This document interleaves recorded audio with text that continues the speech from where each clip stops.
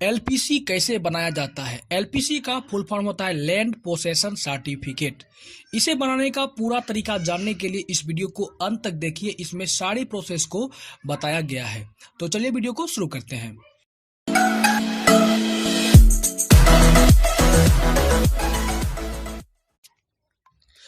सबसे पहले हमें यह जानना होगा कि एलपीसी होता क्या है और इसकी आवश्यकता कब पड़ती है।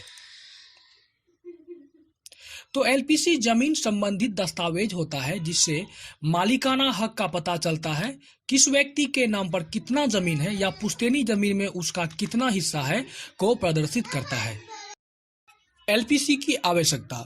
एलपीसी की आवश्यकता जमीन पर लोन या कृषि लोन लेने के लिए, सरकारी किसान संबंधित योजनाओं के लिए आवेदन करने में, जमीन को बेचने में, प्रधानमंत्री कृषि सम्मान निधि योजना जैसे प्रभावी सरकारी सहायता के लिए इस दस्तावेज की आवश्यकता पड़ती है। चलिए तो अब जानते हैं कि एलपीसी के लिए आवेदन करते समय हमें किन कागजातों की आवश्यकता होती है। जो डॉक्यूमेंट्स रिक्वायरमेंट है वो कुछ इस प्रकार से है। तो सबसे पहले तो एलपीसी फॉर्म की आवश्यकता पड़ती है आपको। फिर आपके पास करंट जमीन की रसीद होनी चाहिए और आपके पास वंशावली भी होनी चाहिए, और अपने पहचान के लिए आधार कार्ड या वोटर आईडी कार्ड भी आप रख सकते हैं।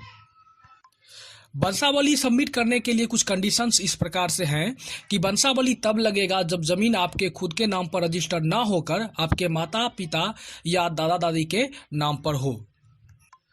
तो अब जानिए कि अप्लाइंग प्रोसेस क्या होता है। तो एलपीसी फॉर्म को भरकर सभी जरूरी कागजातों को लगाकर अपने प्रखंड के आरटीपीएस काउंटर पर जमा करना होता है, जहां आपको एक रिसीविंग कॉपी आवेदन संख्या के साथ दिया जाता है।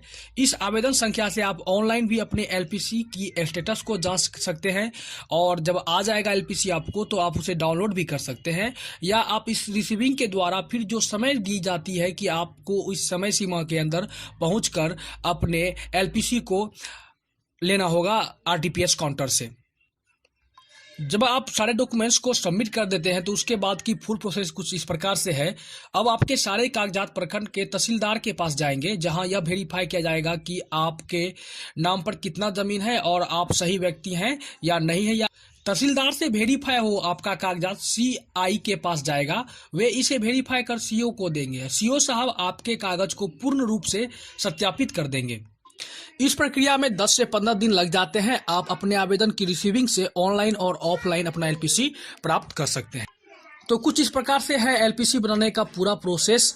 अगर आपको यह प्रोसेस समझ में आया हो और यह वीडियो आपको अच्छी लगी हो तो लाइक करना बिल्कुल मत भूलिए, और इस चैनल पर अगर आप नए हैं तो इसे सब्सक्राइब कीजिए और इस वीडियो को अपने मित्रों तक, दोस्तों तक शेयर भी कीजिए व्हाट्सएप ग्रुप में।